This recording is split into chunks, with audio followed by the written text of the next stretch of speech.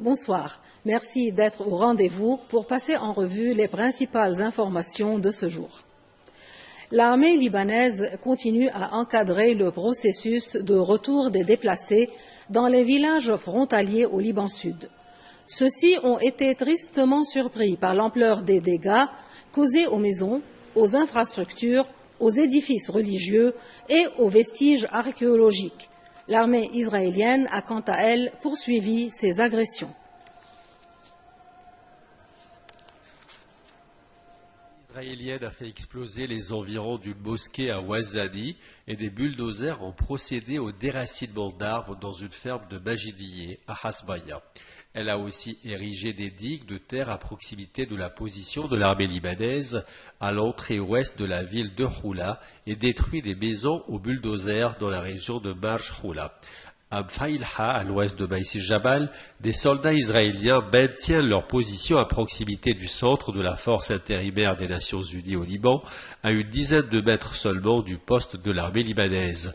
Parallèlement, l'armée libanaise se prépare à se déployer à Dermimès, anticipant dans ce contexte un éventuel repositionnement à Kfar Kila. De plus, des patrouilles motorisées de l'armée libanaise avancent vers Yaroud depuis l'ouest.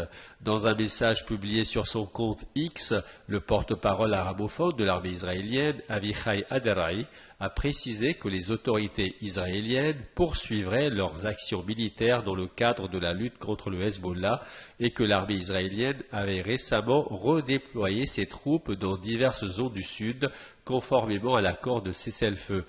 Ce redéploiement vise, selon lui, à faciliter l'entrée progressive de l'armée libanaise et à démanteler les infrastructures du Hezbollah dans cette région. L'armée israélienne avait libéré lundi soir 6 Libanais capturés dimanche soir à Houla, à Marjayoun, lorsqu'un grand nombre de civils ont tenté de rejoindre leur village du sud entre dimanche et lundi.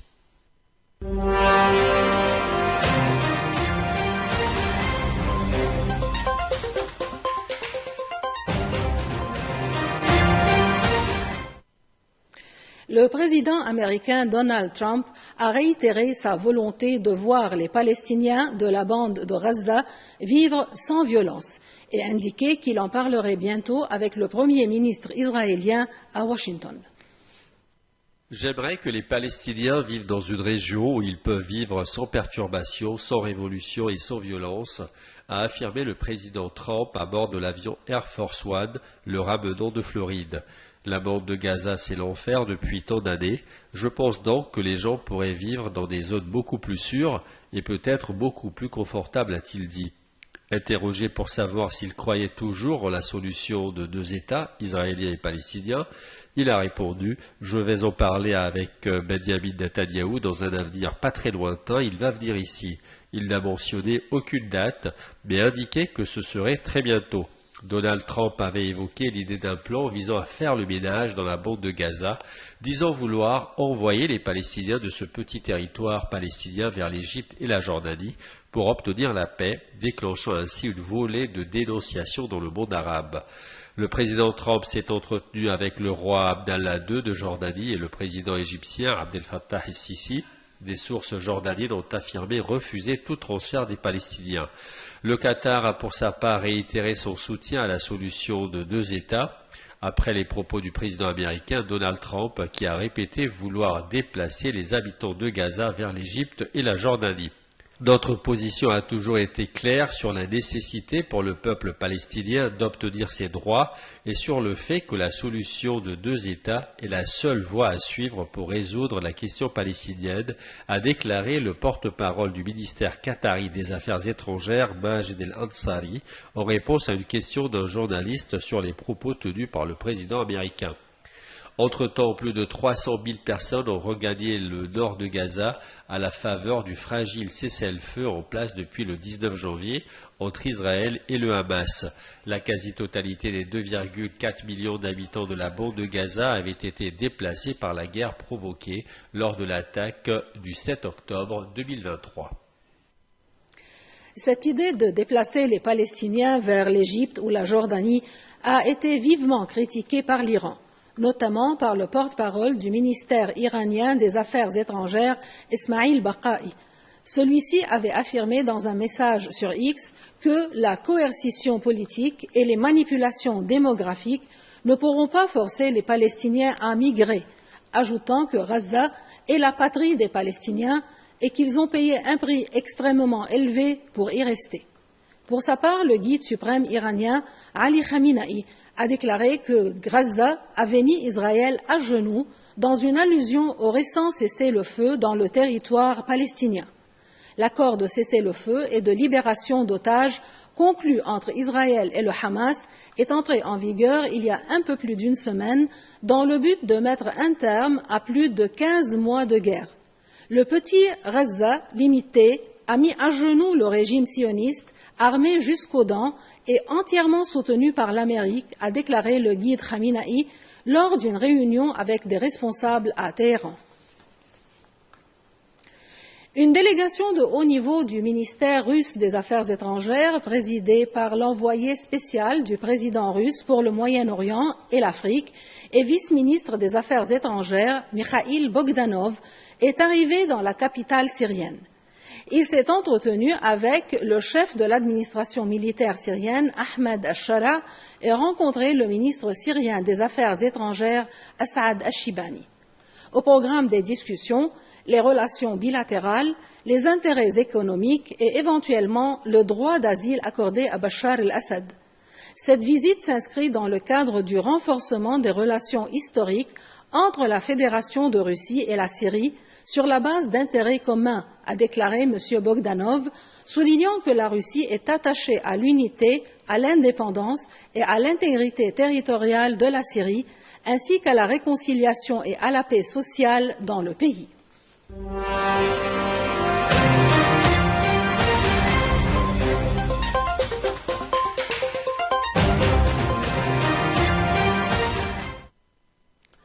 Le président américain Donald Trump a ordonné par décret la construction d'un bouclier antimissile de type dôme de fer pour protéger les États-Unis.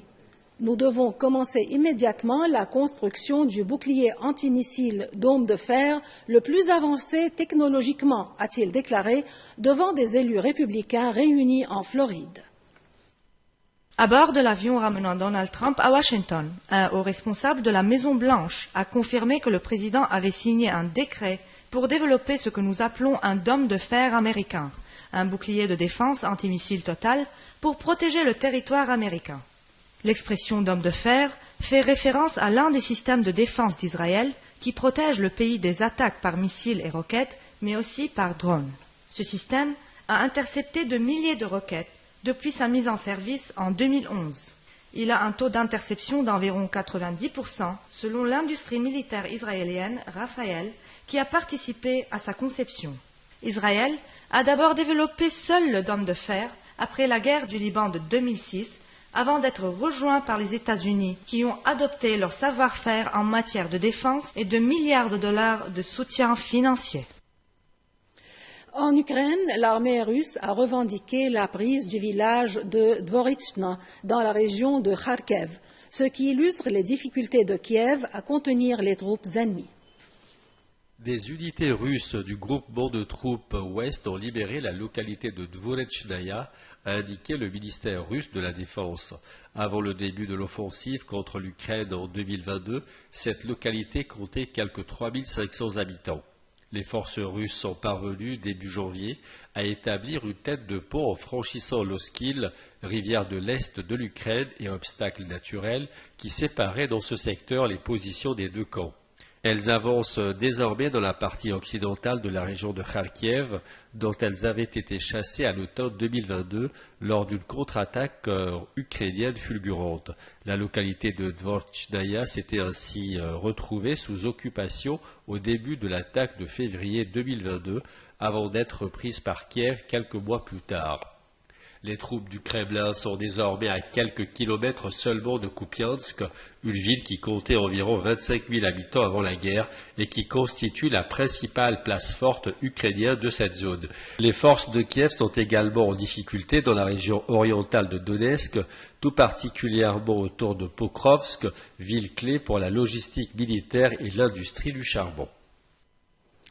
Le président français Emmanuel Macron s'est rendu au chevet du Louvre pour des annonces en réponse à l'alerte du musée le plus visité au monde, confronté à une vétusté alarmante et au casse-tête des milliers de touristes qui défilent quotidiennement sous la pyramide et devant la Joconde.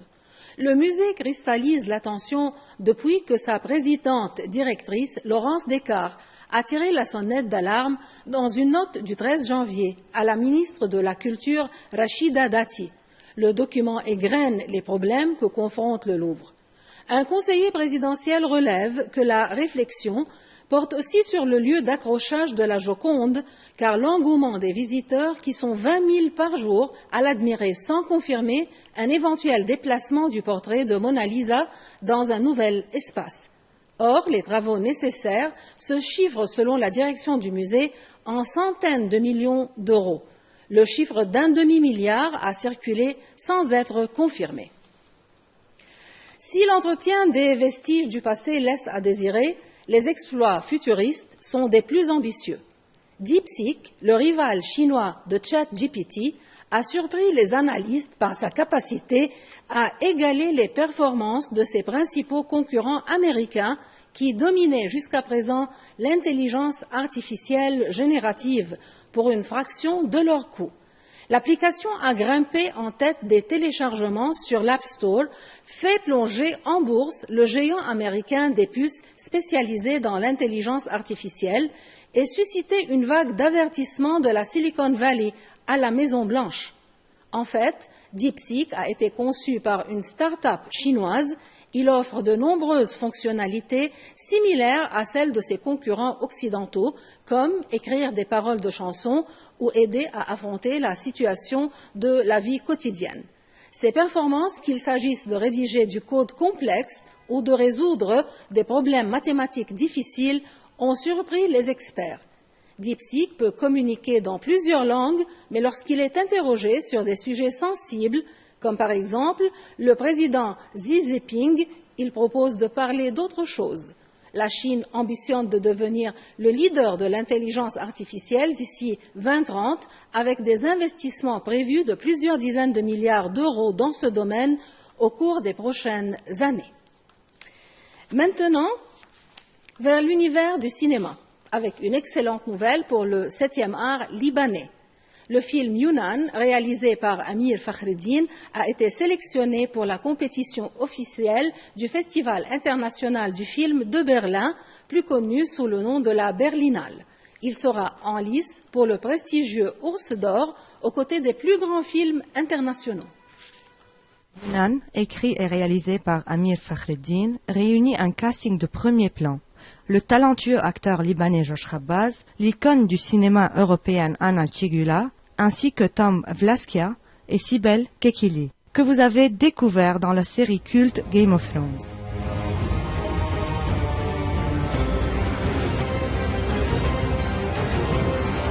En intégrant la compétition officielle de cette 75e édition, Josh Khabbaz est automatiquement nommé dans la catégorie de meilleur acteur, dans un rôle principal, une reconnaissance majeure pour le cinéma libanais. Pour rappel, la Berlinale est l'un des festivals les plus prestigieux au monde, aux côtés de Cannes et Venise, et récompense les plus grandes étoiles du cinéma depuis des décennies. Le cinéma libanais continue de briller sur la scène internationale.